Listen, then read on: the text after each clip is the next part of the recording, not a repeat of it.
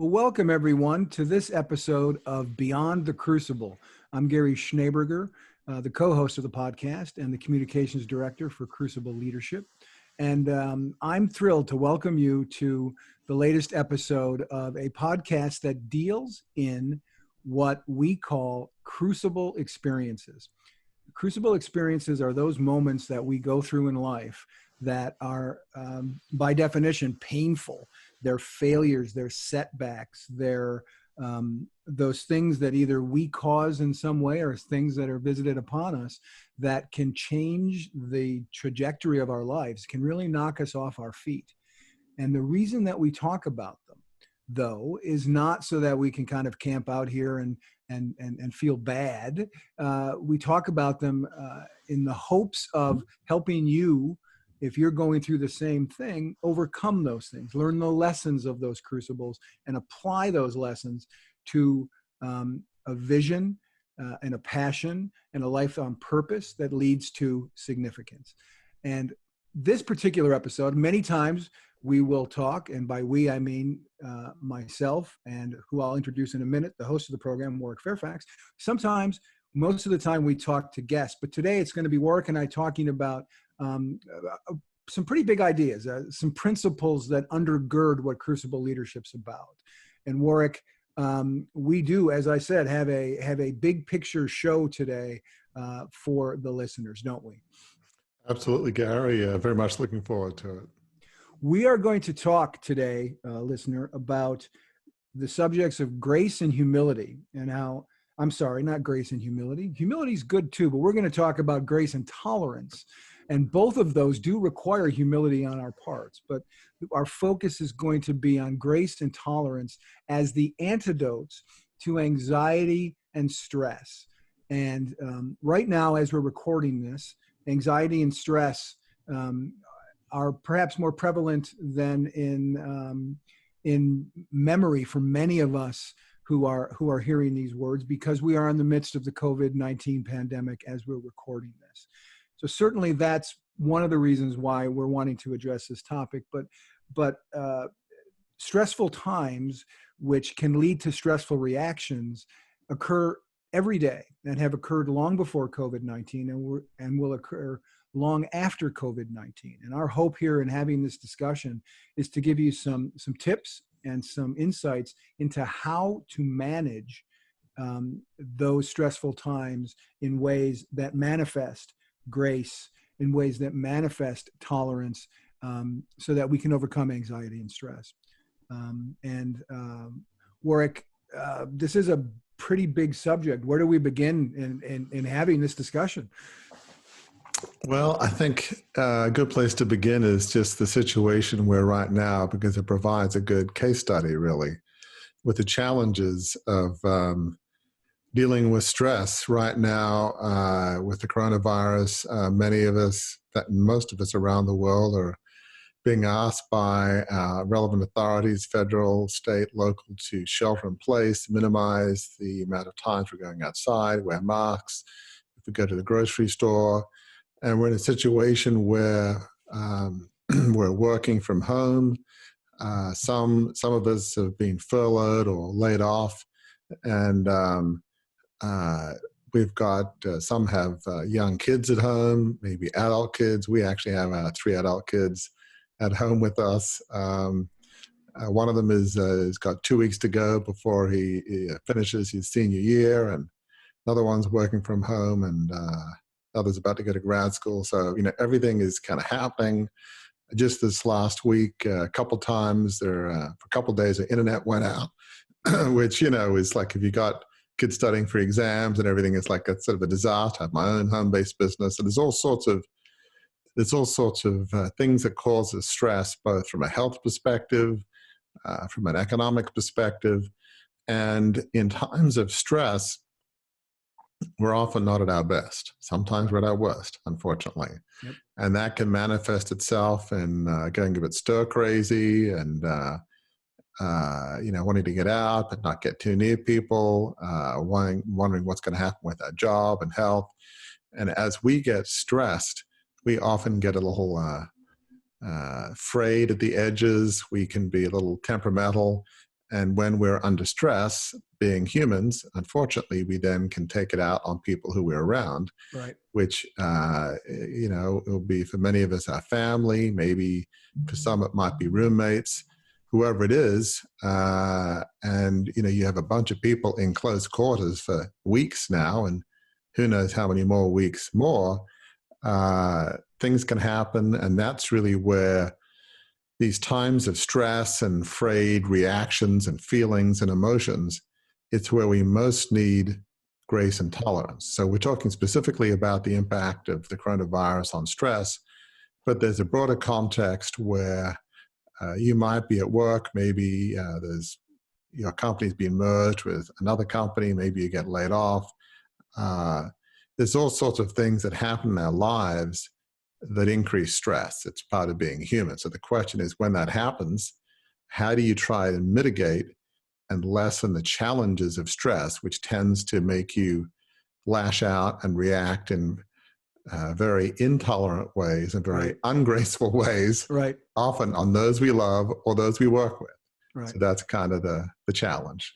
And that's, a very good explanation and sort of a framework, some breadcrumbs of what we're going to talk about. And it's important to note that, a couple things I think about grace and tolerance. One, Warwick and I have been talking about this. And one, I think, is that this is not a magic potion to get, the things that we're going to talk about here, having and exhibiting and extending grace and tolerance to each other is not, if I were Muhammad Ali, I would say, is not a pill you take. It is a commitment you make. It's not overnight. It's not something that happens necessarily even easily. It takes work, and we'll go through how that plays out. But the other thing I think it's important to talk about at the outset here is that the reason why we're talking about this, stress it in and of itself can be difficult on relationships, but it can degrade relationships if you take things out on each other, your stress and anxiety. And in the workplace, it can degrade productivity. So what we're really trying to do in giving you these tips is to give you ways to avoid that degradation of productivity and relationship, to move beyond that in a way that will allow you to manage your stress, manage your anxiety, and also not just manage your relationships, but continue to have your relationships thrive.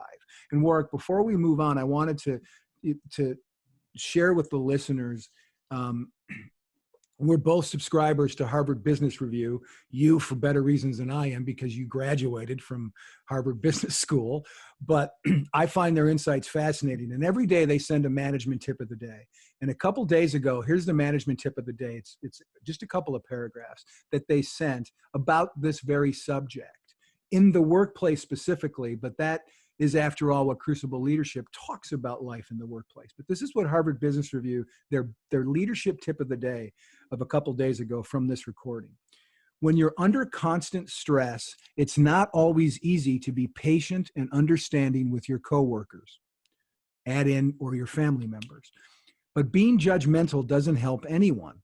How can you find and demonstrate empathy for your colleagues when you're emotionally depleted? First, accept that we're all coping with this coronavirus crisis differently. For example, you may find it helpful to pay close attention to the news, while other colleagues may prefer to limit the amount of information that they take in. Also, be generous in your interpretations of others when they send a terse email or look grumpy on a video call. It's more than likely that their mood has nothing to do with you or work. Do your part by being honest about what you're feeling at the moment and clearly communicating your needs. And remember that your coworkers and your family members are likely suffering in ways that you don't necessarily understand. Don't try to compare suffering. And here's the payoff here. Instead, lean into compassion, empathy, and kindness. That to me seems like a pretty good formula for grace and tolerance, doesn't it? Oh, absolutely. I mean, it's in times of stress in particular that we want to, in a sense, amp up our levels of grace, compassion, and tolerance of others. I like what you said earlier about, it's basically a decision. It's not a pill you take. It's really grace and tolerance are a choice. When you're under stress, if you just go into autopilot, what tends to happen is you react. The slightest little thing, it's almost like you're dry kindling. You're just waiting for a spark. Some family member, it's often worse with family members because the more we care about, the more they can set us off. Right. It's just sadly human nature. But even at work, you're just waiting, it's waiting to snap. You're ready to go, ready for bear, and boom, let's go. And that's where you've got to make a choice to say, okay, you understand that, but you've got to sort of dial it back a bit before you react. And that's where some of these tips that we'll get to in a moment, I think, are helpful. But it really starts out with recognizing when you're under stress, you will tend to react both at home and at work. And you've got to make a choice to go down a path of dealing with it. And certainly a big part of that is having compassion, giving somebody the benefit of the doubt. And even if that was a bit uncalled for, that snarky comment that they make in your meeting, and something they thought was humorous, other Right. people may have laughed at it, Right. but you're not laughing because it's at your expense. Right. And rather than just say, okay, fine, payback time, I'll wait for my opportunity in the meeting and I'll think of some other witty retort. It's like, just let it go. Is it really worth amping up the battle of snarky comments and payback? It's kind of silly. So that it really starts with making a choice. Yeah, and it is giving the other person, you said it, the benefit of the doubt. It's Webster's dictionary defines this. I'm a word guy, so that means I string a lot of words together, sometimes more than I should. Webster's dictionary defines it very concisely. Webster's defines grace as courteous goodwill. Very simple explanation. And the thing about it is, to truly exhibit and extend grace to another person, it doesn't matter if they deserve it. In fact, many times they're not going to, in your mind, deserve it. You extend it anyway. I've heard it said, Warwick, on the subject of forgiveness.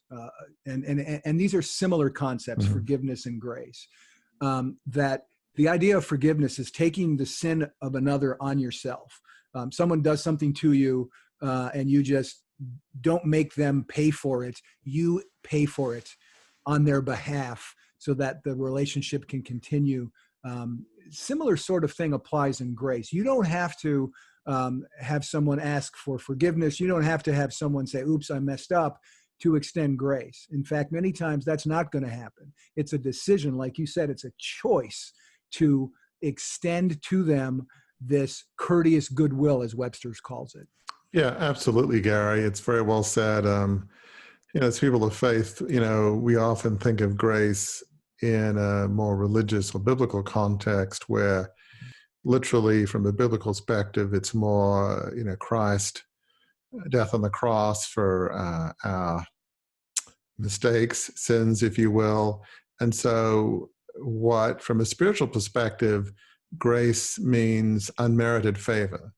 It's really doing something for somebody that they don't deserve. And looking at it more broadly, it's we're not extending them grace and forgiving them, if you will, because they necessarily deserve it. It's because it's the right thing to do. Because it's funny, and I will talk more about tolerance, but I think in our culture, everybody wants people to be tolerant of them.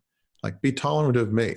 Okay, I mean, I don't care if I'm tolerant of you. You should be tolerant of me. You should be forgiving. You should be understanding. Well, that's fine, but it's not nearly enough.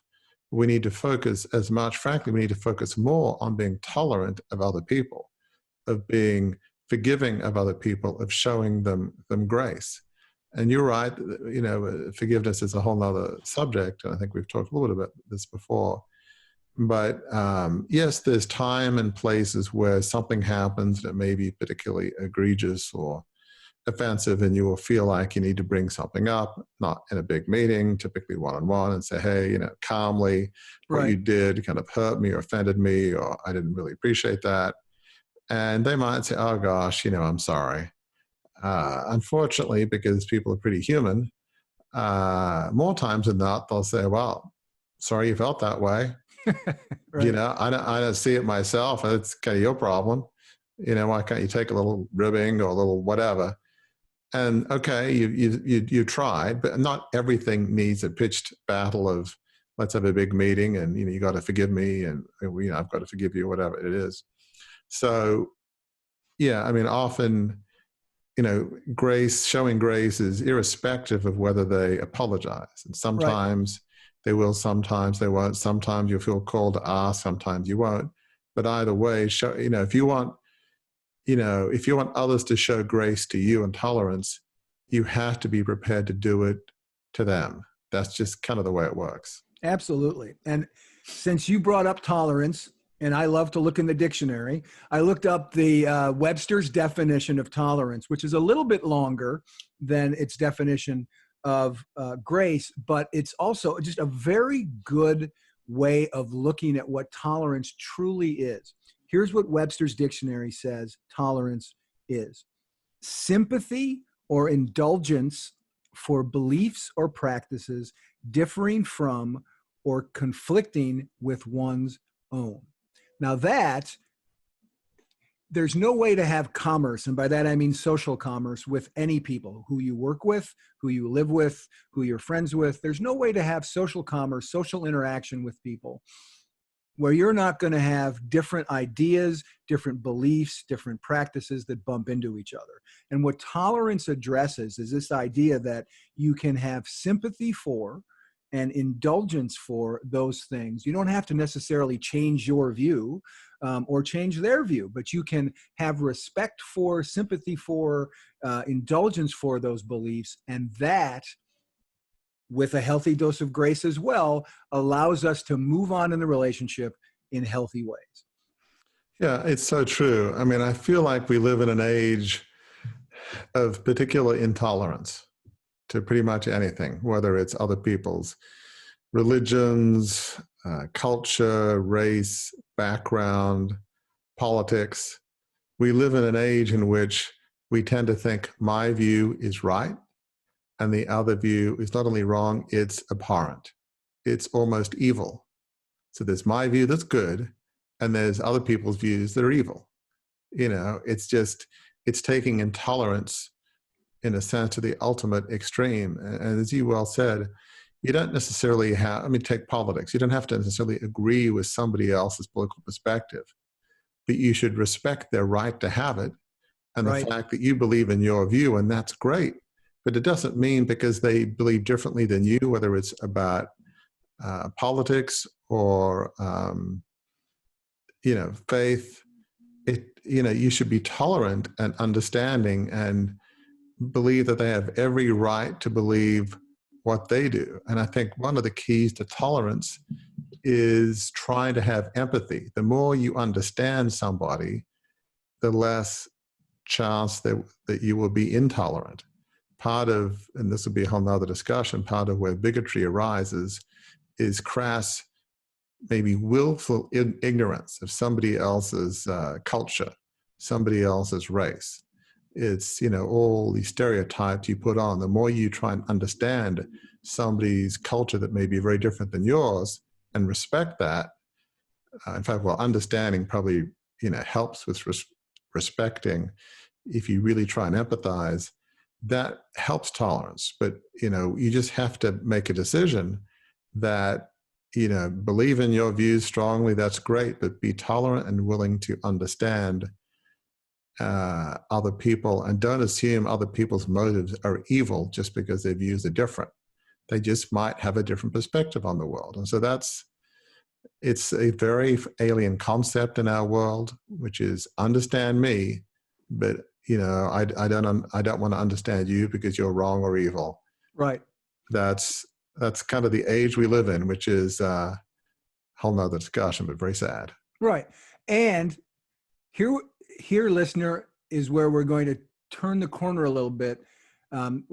We've talked in theory and in some example of what the dangers of how damaging a lack of grace, a lack of tolerance can be. We've talked about why they're important to manifest so that we don't in the aftermath of our crucibles or in the midst of our crucibles. That's often when this stuff comes up, right? If we're talking about stressful times lead to stressful reactions, that can be in the midst of a crucible. That is often in the midst of a crucible. And if we don't manifest grace and tolerance in those moments, that's when we degrade our relationships. That's when we degrade the productivity in our workplaces. So at Crucible Leadership, what we're about is to help you move beyond the crucible, as this podcast is called. So let's now, Warwick, talk about some concrete action steps that people can take, that listeners can take if they find themselves, okay, I buy it. I buy it that grace and tolerance are important.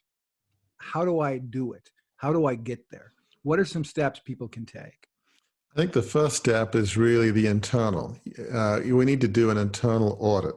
We need to understand, or first recognize that we are under stress, that we're anxious, and that we're fraying at the edges and snapping at other people. And, one of the things that, I find helpful is to understand why. Sometimes I'm stressed or I'm snappy, and it's like, okay, why is that? And sometimes I think talking to others can help, which we'll talk about in a moment. But the first step is recognize that you're under stress, and try and understand why. Often it won't be rocket science. If you're at home, it may be, I've got a bunch of young kids and they're running around, and I'm trying to do Zoom calls and I'm trying to work and I can't think. They asked me to help with homework, which at a young age is not too bad. Once they get into high school, I can't remember calculus and what is this? And, they're asking me for help, and I don't know. I send my kids to school. I mean, why should I have to do all this stuff? And you just get grumpy, or maybe you get laid off, which would be totally understandable to be under stress. How am I going to put food on the table? And so especially in the time we're in, it's often doesn't need a psychologist to help us figure out, okay, why are we under stress? What are our triggers? What are those things? So the first step is really do an internal audit and I think right just there, understand that.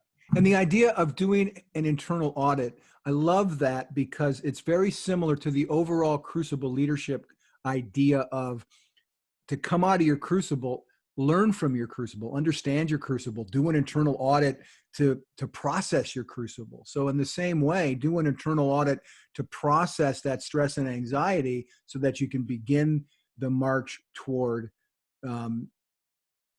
grace and tolerance. Absolutely. And, really another tip that follows from that is, admit your fears and anxieties to others, those you live with. Some people are better at doing it than others. There are some men, perhaps in particular, that, believe, that we're islands and, suck it up and don't admit weakness and what have you, which is stupid, really.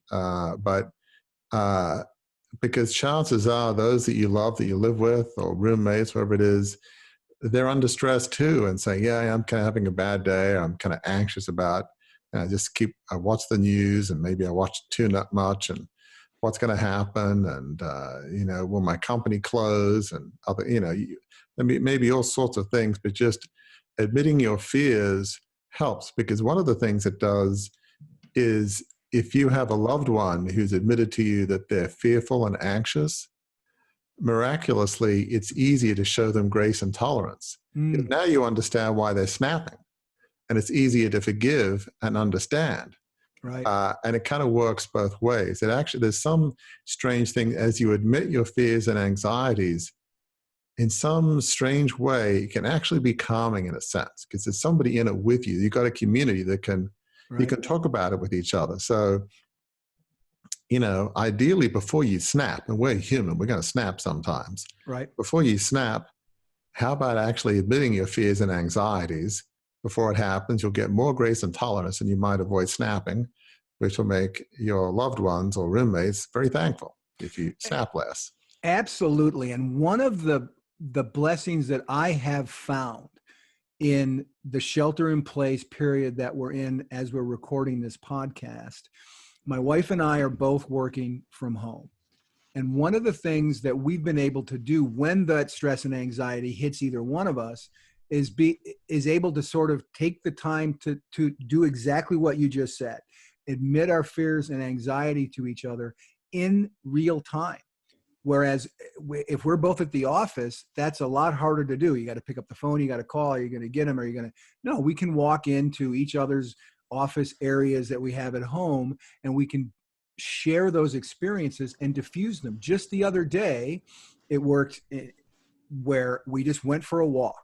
We went outside, we walked the dog. It took 15 minutes. And what was a very anxious moment, what was a very stressful moment, just all went away. And we had a meaningful conversation over those 15 minutes. We had a few laughs over those 15 minutes, and the rest of both of our days improved markedly just by taking that time. So it's, yes, shelter in place, working in the same house can lead to stress. But what you just said about admit your fears and anxieties, there's great opportunity in the situation where you are sheltering in place to do that in real time for each other. And it's a huge, huge way to not degrade relationships, for sure. Absolutely. And so, yeah, I mean, after you've done the internal audit and admit your fears and anxieties to those you love, that you live with, or your roommates, that kind of sets a good foundation really for the next tip or next step, which is to be flexible. If ever there was a time for flexibility, it's right now. As I mentioned before, working from home, Zoom calls, what have you, when you have all sorts of distraction and kids or roommates doing stuff, it's not easy. You might be used to your commute, pick up coffee on the way to work, maybe your favorite coffee shop at lunch. We have certain rhythms. I think a lot of people, they love their rhythms in life. And that's certainly me. I like my rhythms. And when it comes to my way of doing things being changed, I find that challenging. When I can't do what I'm used to doing. I think a lot of people are like that. We recognize that the routines being changed, that will cause stress. Add that to the fears and anxieties, that it's like, boy, I love going to work and chatting with my buddies or people there, or going to the gym. Won't be able to do that for a while. They're just routines, or exercise class, whatever it is. They're routines that we really enjoy, and they've been totally upended. I mean, who knows when we'll be able to go to a restaurant again, or wherever it is. So recognize it is stressful, but it's kind of important to be flexible and just say, okay, this is not easy, but it's not going to be forever, and just give yourself a bit of grace in a sense. Yeah, absolutely. I mean, it's got to start with you. It's got to start with being able to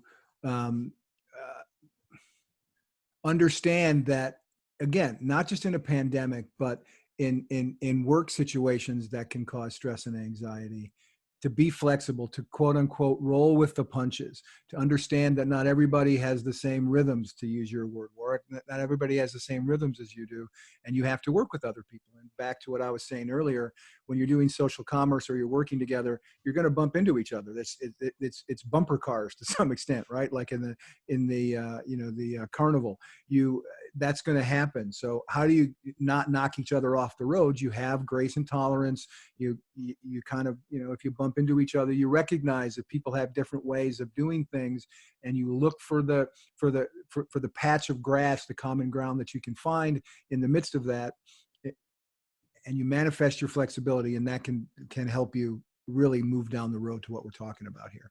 Absolutely. And, really after flexibility, it's, as I began to talk about, it's really tied to that too.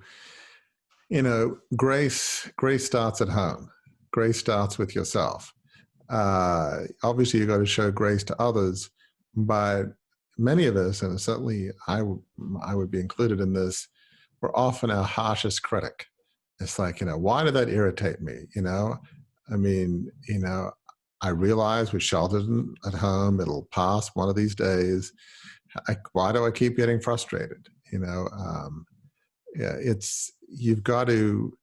So when we snap, obviously, the smartest thing when you snap is immediately, if you do it, because we're human, we're going to do it, is to apologize and say, oh, I'm sorry, that was a bit uncalled for.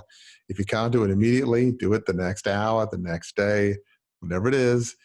Trust me, people will appreciate it, even if they don't ask you about it. They will appreciate, somebody. It's a beautiful thing when you apologize and nobody's even asked you to apologize.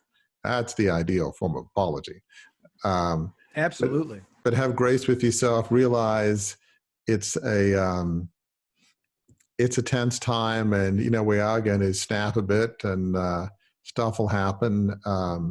It kind of related to something we talked about in an earlier podcast. Is obviously we have to do some of the things to reduce stress, whether it's prayer and meditation, taking a walk, listening to music. Various tips we've mentioned earlier. There are ways that we can reduce stress, but ultimately, even if we do all those things, we'll still snap and we still need grace. So yeah, grace begins at home. That's the first step of grace anyway. Yeah. And it's, again, similar to the overall Crucible leadership idea that you have to understand yourself. You have to, if you've had a Crucible experience, you have to forgive yourself for your failure. You have to learn the lessons of that. You have to find a way to move beyond whatever it is in your Crucible experience that you lay on yourself in order to then understand how you were refined by your Crucible experience, understand how you are designed and what your vision can be, and then to turn that vision into reality. All of that whole step, what we call the refinement cycle in Crucible leadership, begins with self-analysis and having grace and having tolerance for other people in times of crisis and anxiety starts with having grace for yourself. Absolutely. And if you can have grace for yourself and forgive yourself for snapping, that I think makes it a little easier in some ways to have grace and tolerance for others. Recognize your own failings, recognize, the log in your own eye, so to speak. And, then, you want other people to have grace with you. Well, similar to tolerance, we need to have grace with others. We need to be understanding. Those we love, we know what their hot buttons are. We know what they're fearful of, so when they snap at something, it's like, okay, I get it. They may be fearful about providing for the family, or fearful about the kids, or fearful about, an aged parent that they're not able to visit, or a cousin, or there's all sorts of things that we can be stressed about. And so, understanding what that is in others also helps showing grace. It reminds me of something that we, I think have spoken of is, this saying, treat other people the way you would like to be treated, which is a so-called golden rule that happens to be the words of Jesus. But the concept, nonetheless, whether you're a person of faith or not, that's really the key. The core of grace is treat other people the way you want to be treated. So that's huge. Showing grace to others will help reduce. There can be a cycle of stress and antagonism, and the more that we show grace to each other, the more that we can break the cycle of antagonism, which left to its own devices can get pretty ugly. Right. Hopefully you heard that point, listener.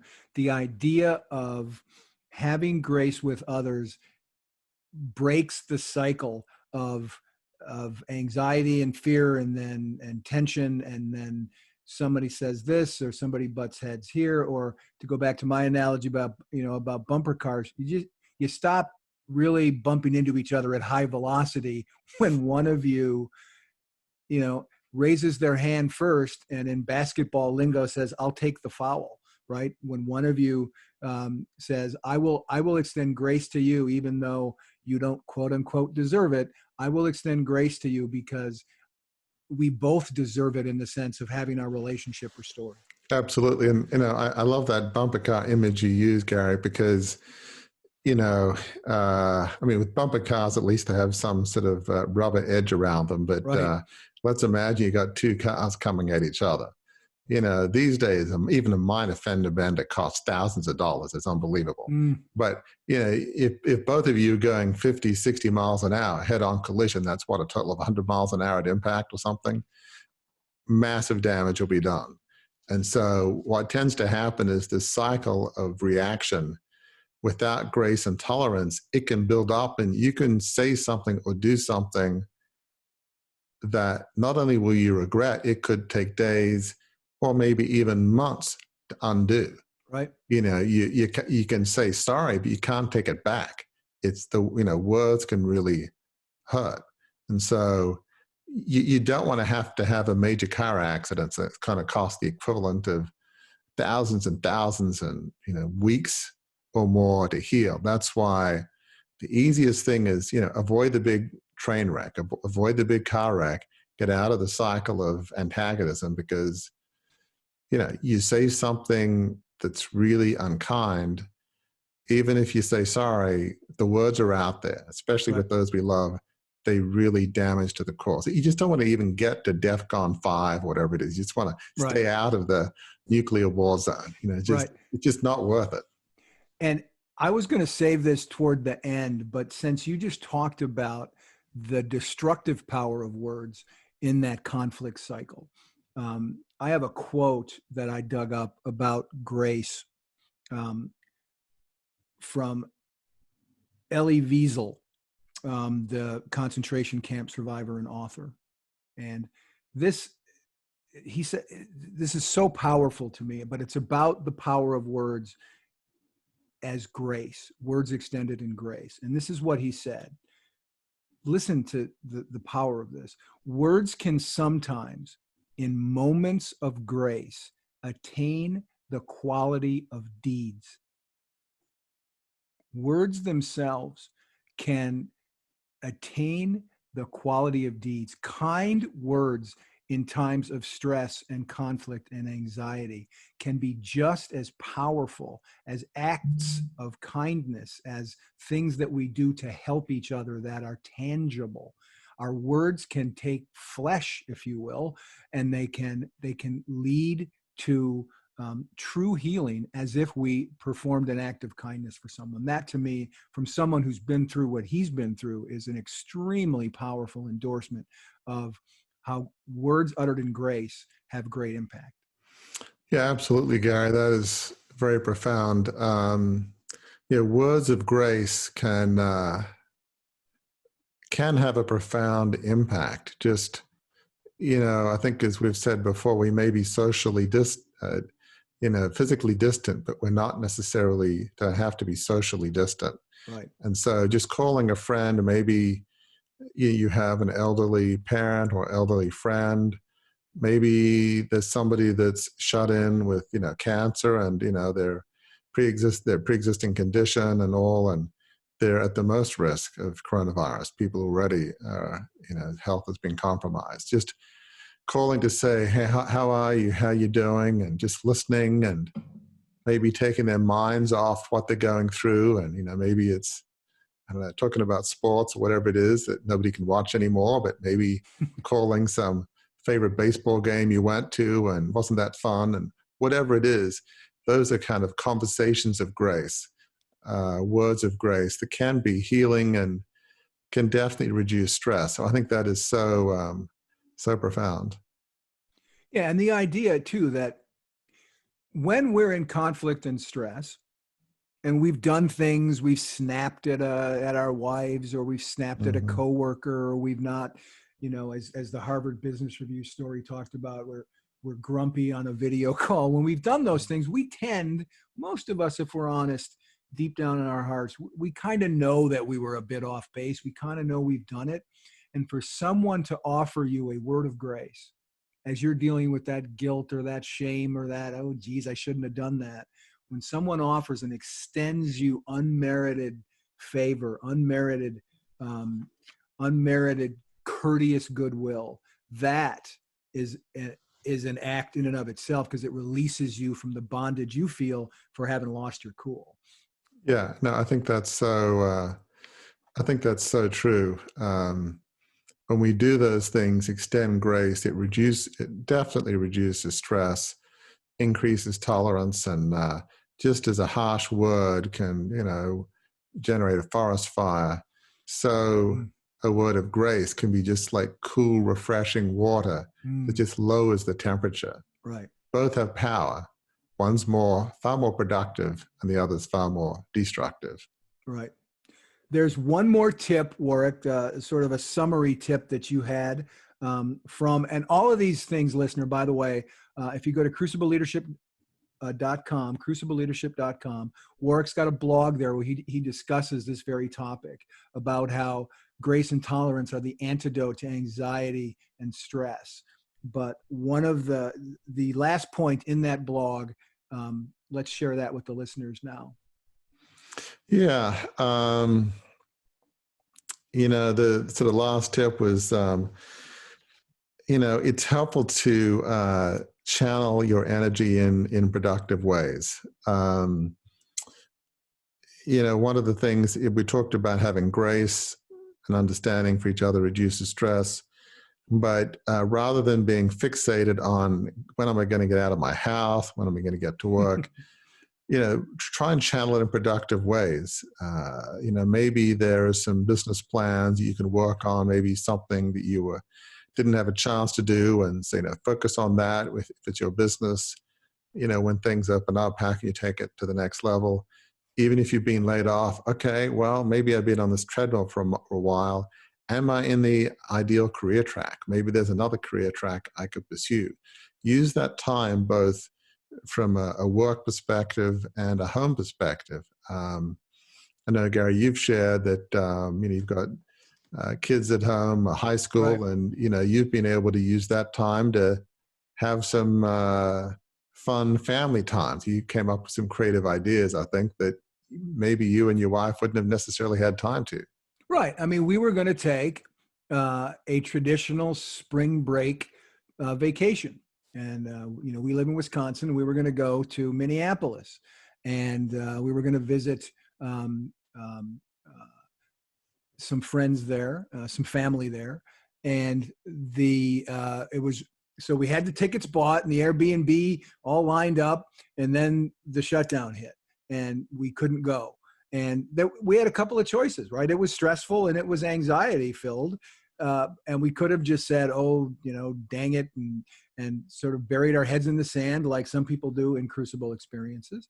And we decided, okay, let's do a shelter in place uh, spring break vacation with the kids, and let's take advantage of this time. To your point, Warwick, about channeling your energy in productive ways. So we had theme days throughout how much of that vacation we were going to take. One day was game day, where we played a bunch of board games of different stripes. I have to say this for the record, I won at Monopoly, so I was very happy with that day. But we had a movie night one day. We had, we cooked dinners, and since even that spring break at home, we have established a routine where every week, we set a schedule where one of us, there's four of us, myself, my wife, and my two stepchildren, we each cook dinner one night. We pick whatever we want to cook, we make it, and the one who's either not a parent or not a kid who's not cooking is the one who has to do the dishes that night too. So we found ways to build relationship, to show grace for each other, to show to find constructive and productive things to do to build harmony, which is the exact opposite of conflict and stress. Yeah, I mean, the beauty about playing games together, which, we did recently too. I have 3 adult kids in their 20s, and they're all with us at the moment. It produces fun and laughter, and it's it's a way of actually bringing people together where normally we're running off to activities, whether it's high school sports or work or friends or whatever else we're all doing. And so we're spending far more time. So that's really trying to turn a negative into a positive. And how can I use this time at home productively, both from a professional work perspective, but also a family perspective? Try to use, make a challenge an opportunity. Right. That's, also part of a Crucible Leadership, way of thinking. Right. Channel crucibles into opportunities. Right. And that is, one of the other definitions, it's not Webster's definition, but one definition that we could hang on grace and tolerance is turning negative situations into positive situations. You don't need grace for someone if a situation is wholly positive.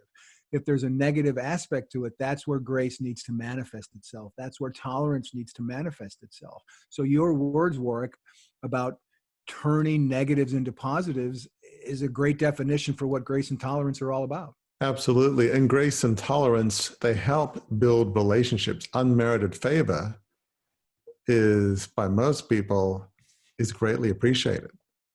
Doing things for a neighbor, doing unplanned for things with family, coworkers, calling somebody up, having a video call. A neighbor called me up a couple of days ago, and no agenda other than, "Hey, Warwick, how you doing?" Right. I was like, wow, that was kind of cool. Yep. So, it's, there's opportunities to actually build relationships, as you say, to make a positive out of a negative in these stressful times. Yeah. So we've talked, listener, so far about sort of the theory, the 30,000 foot level of what grace and tolerance are and why they're important to extend to each other, what the drawbacks are of not doing that. Warwick's walked us through some excellent tips about how we can find and offer grace and tolerance to each other. And Warwick, as we get to the point where I like to say it's time to begin to land the plane, it would be worthwhile, I think, to discuss with listeners, why do we do this? What, at the end of the day, what are the benefits? We've both received grace in myriad ways from myriad people. What does it feel like? What is the benefit to being a recipient of grace? Why is it worth this effort? Why is it worth the decision? It's not a pill you take. It's a commitment you make. Why is it worth that commitment? Yeah, I think I keep coming back to just, we live in this world of such judgmentalism, such intolerance. Everybody thinks they're right. I think everybody else is either wrong or evil. And this is really before the coronavirus hit. So there's an opportunity here as we're all stressed out and, we're talking about showing grace and tolerance to each other. If when we get out of this coronavirus pandemic that we're in, if we were actually able to live in a world where people would make a choice, make a commitment to try to show grace and tolerance to people who are different than them. Maybe it's different religion, race, political party, not assuming that anybody that's different than you or believes differently than you are evil. If, just like a spark can light off a wildfire and devastate a forest, maybe a few sparks of grace and tolerance as those of us who make a commitment and a choice to do that with others, that can also spread. And maybe people can see some examples of, it's once in a while you'll see maybe 2 politicians, Republican, Democrat, left, right, and they say, we pretty much disagree on every issue you can possibly think of. We pretty much never, ever vote, but, he or she is my friend. Hmm. He or she is my buddy. And, I love and I respect them, even though we pretty much never agree on a thing. Those are role models of grace and tolerance. Those are models where they might disagree, but they don't impugn the other person's character or motives. Right. You can have good motives and good character and believe differently on certain issues. So that's why the more we do this, the more hopefully our world will become a little less intolerant and a little bit more tolerant and a little bit more full of grace. And who of us wouldn't want to live in a world that was more full of grace and tolerance? Mm. Isn't that more fun? Isn't that like less stressful a world to live in? That is within our power if we would just start, and those ripples can then become greater and greater, and maybe the ripples will grow into maybe tidal waves, a bit optimistic, but a bigger wave perhaps. That would be a wonderful goal, a wonderful dream, maybe a wonderful ideal to strive for. Absolutely. And it's true, I think, that you really don't have a chance to move beyond a crucible, title of the podcast, if you don't have grace for yourself, if you don't receive grace from others, and if you don't extend grace to others. Is that a fair statement? Absolutely. Absolutely. No question. Well, we have reached that time in our podcast where the landing gear is down. My seatbelt is fastened, so we're ready to land the plane. Let me leave you, listener, with some takeaways, I think, that came from this discussion that Warwick and I have had today. The first one would be that grace and tolerance are not pills you take, but decisions you make. Why do you make those decisions? So as not to degrade relationships and professional productivity. How do we do it? How do we make those decisions and those commitments? Well, as I read at the top of the show, as Harvard Business Review says, we do that by leaning into compassion, empathy, and kindness. That's takeaway number one. Takeaway number two is the same about grace and tolerance as it is about crucible leadership, about bouncing back from your crucible. And that is, do a self-audit. Why are you feeling like you're feeling? Is it fair that you're feeling this way? Is it fair to others? Are there other perspectives that may be more true, that may offer more insight for you on your journey? Like bouncing back from your crucible, the journey starts with self-reflection. From there, you can build a life of grace and tolerance, just like from there in your crucible experience and bouncing back from that, you can build a life of significance after doing some self-reflection. And then the last thing I think, listener, we want to leave you with is check out Warwick's blog on crucibleleadership.com, where he unpacks some of the tips, all of the tips that we talked about here today. And I'm going to run through them after doing an internal audit. Here are 5 other things that you can do that are listed and unpacked in the blog. Admit your fears and anxieties to others. Be flexible. Have grace with yourself. Have grace with others. And channel your energy in some productive ways. Thank you, listener, for spending time with us today on Beyond the Crucible. As always, we appreciate the opportunity to offer what we hope is hope and healing through your own experience in not just what's going on right now with COVID-19, but what's going on in those crucibles in your life that you have gone through or maybe going through right now. We have a little favor to ask of you. On the podcast app that you're listening to this show on right now, we would ask that you click subscribe. That does a couple of things for us. It allows us to reach more people with these kinds of conversations, and also the interviews that we do with people like yourself who've been through crucibles and people who have perspectives on how to help you get beyond those crucibles. It also will ensure for you that you won't miss any episodes that we have in the future. So until we're together next time, thank you again for being with us. And remember this, that crucible experiences are very real and very painful. They can be very full of stress, full of anxiety. They can knock you off balance, but they are not, we hope you've learned in listening to our podcasts and in following Warwick on Crucible Leadership. Crucible experiences aren't the end of your story. They are, in fact, if you dig in, if you self-reflect, as we've talked about today, they can be the start of a new chapter in your story. And that chapter can be the most rewarding of your life, because what it points toward, what it leads to, is something we all should pursue. And that is a life of significance.